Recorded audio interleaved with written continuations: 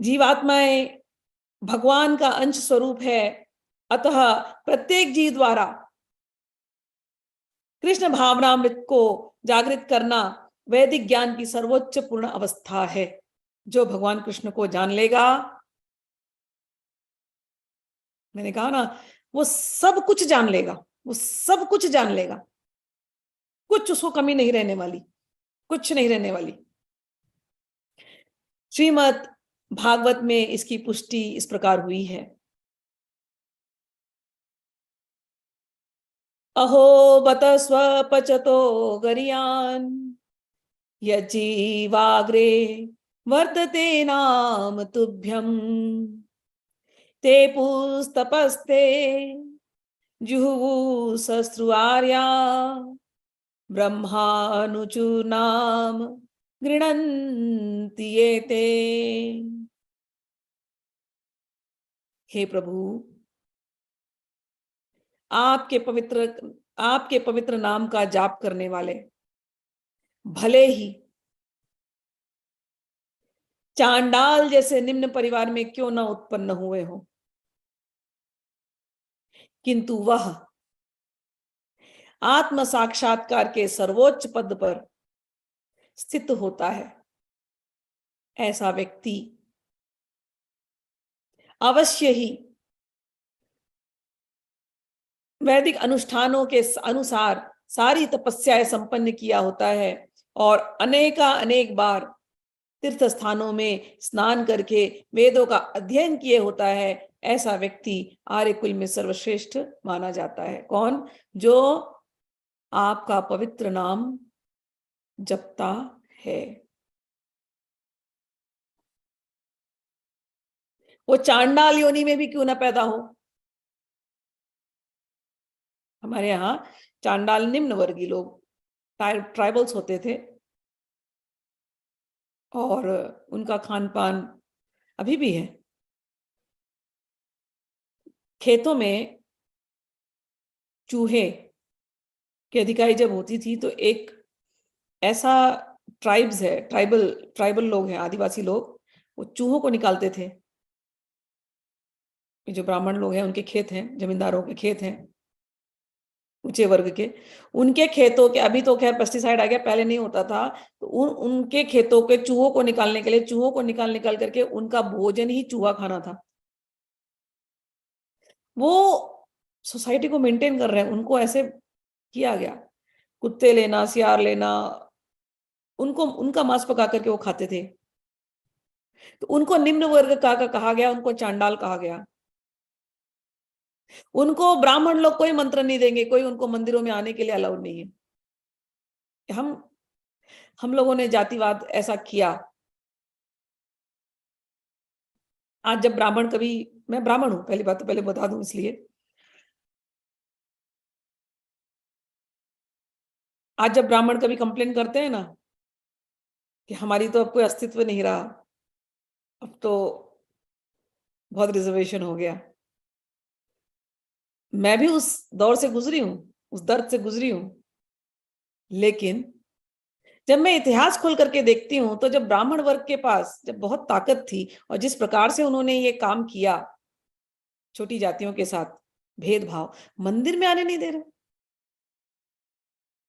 तो कर्मों का फल तो मिलना ही है ना भाई, क्या करोगे। आपने कभी किया तो अब आपकी तरफ बारी है भोगने की। चांडाल आपके खेतों को बचा रहे हैं, आपके घर की सफाई कर रहे हैं, और उनको इतना अछूत अछूत अछूत कह करके उनको भगवान से दूर रखा गया।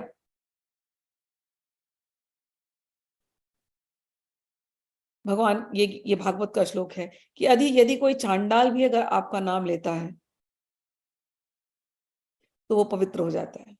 आप लोग को पता है तंत्र में एक देवी है, उच्छिष्ट चांडालिनी,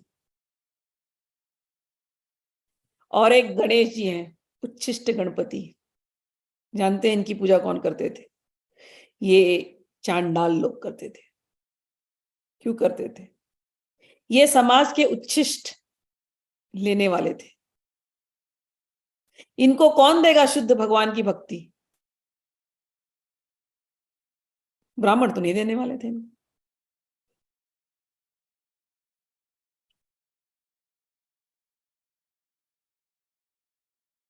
इनको कौन देगा ज्ञान? ब्राह्मण तो बड़े जो वैदिक होते थे, ओ हम मातंगी, हम सरस्वती, हम तो राज मातंगी की पूजा कर रहे हैं। वही राज मातंगी, वही सरस्वती उच्छिष्ट चांडालिनी बन करके इन्हीं आदिवासियों के बीच में पूजी जाती थी। उच्छिष्ट गणपति बन करके इन्हीं आदिवासियों द्वारा पूजी जाती थी। ऐसे भी संत महात्मा आए जिन्होंने देवी के इस रूप को प्रकट किया जिससे सभी लोग मुक्त हो सके, सभी लोग। भगवान शिव इन भगवान शिव को लोग तामसिक कहते हैं, बड़े बुद्धिमानी लोग आज के बुकों में लिखे, बुक्स में लिखे गए इंग्लिश ट्रांसलेशन में। शर्म नहीं आती? इस वर्ग के लोग, कैसे मुक्ति मिलेगी इनको? भगवान शिव वहां जाकर के बैठते हैं। भगवान शिव का एक स्वरूप है खंडोबा, मल्हार, ट्राइबल, भील। गीता जब पढ़ते हैं ना तो बुद्धि खुल जाती है। गीता में जब भगवान कहते हैं कि सभी मेरा अंश है, अभी हमने पढ़ा ना थोड़ी देर पहले कि हर जीवात्मा, जीवात्मा उनका अंश है। जब भगवान कृष्ण ये कह दिए कि सभी मेरा अंश है, तो वो चांडाल भी मेरा अंश है। मेरे ये इतने स्वरूप, यही मेरी त्रिगुणात्मिका माया, यही मेरा शिव स्वरूप, ये उन लोगों के बीच में रह करके ये उनका उद्धार करेगा। भगवान सबको प्रेम करते हैं, सबको। भगवान के प्रेम से कोई छूट नहीं सकता, कोई नहीं छूट सकता। भगवान के हृदय में कोई भेदभाव नहीं है। भगवान सबको प्रेम करते हैं। भेदभाव वाली सोसाइटी तो हमने बनाई। हमने यहां तक भेदभाव कर दिया कि देवी देवताओं में भेदभाव करने लगे हम। हमारी भेदभाव की ऐसी स्थिति बन गई। लेकिन ये जो श्लोक, इतना सुंदर श्लोक है ये, भागवतम, श्रीमद् भागवत महापुराण का कपिलोपाख्यान में आता है, ये मुझे बहुत अच्छा लगता है। अहो बत स्व पचो तो गरियान यज्जीवाग्रे वर्तते नाम तुभ्यम ते पुस्तपस्ते जुहुवु सस्रुआर्या ब्रह्मानुचूर्णाम गृणन्ति ये ते। हे प्रभु, आपके पवित्र नाम का जप करने वाले, भले ही चांडाल जैसे निम्न परिवार में उनका की उत्पत्ति क्यों ना हुआ हो, उनका जन्म क्यों ना हुआ हो, किंतु वे आत्म साक्षात्कार के सर्वोच्च पद पर स्थित होते हैं। ऐसा व्यक्ति अवश्य ही वैदिक अनुष्ठान के सारे के अनुसार सारी तपस्याएं संपन्न किए होता है और अनेकों अनेकों बार तीर्थ स्थानों में स्नान करके वेदों का अध्ययन किए होता है। ऐसा व्यक्ति आर्य कुल में सर्वश्रेष्ठ माना जाता है। अतः मनुष्य को इतना बुद्धिमान तो होना ही चाहिए कि केवल अनुष्ठानों के प्रति आसक्त न रहकर वेदों के उद्देश्य को समझे और अधिकाधिक इंद्र तृप्ति के लिए ही स्वर्ग लोक जाने की कामना न करे। इस युग में समान व्यक्ति के लिए न तो वैदिक अनुष्ठानों के समस्त विधि विधान का पालन करना संभव है और न सारे वेदांत तथा उपनिषदों का सर्वांग अध्ययन कर पाना सहज है। वेदों के उद्देश्य को संपन्न करने के लिए प्रचुर समय, शक्ति, ज्ञान तथा साधन की आवश्यकता होती है। इस युग में ऐसा कर पाना संभव नहीं है। किंतु वैदिक संस्कृति का परम लक्ष्य क्या है? भगवन नाम कीर्तन। परम लक्ष्य भगवन नाम कीर्तन द्वारा प्राप्त हो जाता है, जिसकी संस्तुति पतित आत्माओं के उद्धारक भगवान चैतन्य द्वारा हुई है। जब चैतन्य से महान वैदिक पंडित प्रकाशानंद सरस्वती ने पूछा कि आप वेदांत दर्शन का अध्ययन न करके एक भावुक की भांति पवित्र नाम का कीर्तन क्यों करते हैं, तो उन्होंने उत्तर दिया कि मेरे गुरु ने मुझे बड़ा मूर्ख समझकर भगवान कृष्ण के नाम का कीर्तन करने की आज्ञा दी। अतः उन्होंने ऐसा ही किया और वे पागल की भांति भावोन्मत्त हो गए। इस कलयुग में अधिकांश जनता अल्प बुद्धि है, मूर्ख है और वेदांत दर्शन समझ पाने के लिए पर्याप्त शिक्षित नहीं है।